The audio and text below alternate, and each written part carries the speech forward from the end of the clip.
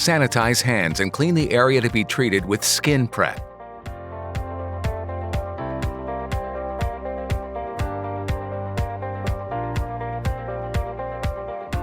Measure and mark the outline of the top of the beard with a white pencil.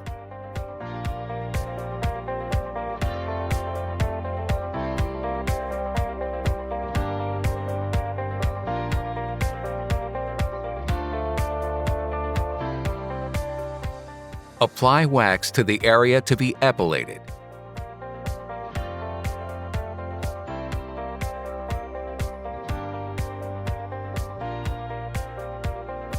With the tip of the spatula, lift the wax and remove it against the grain in several pulls.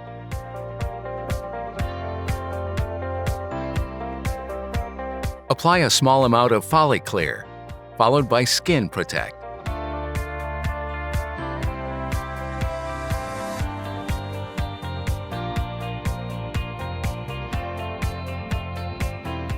Follow the same procedure to the bottom of the beard.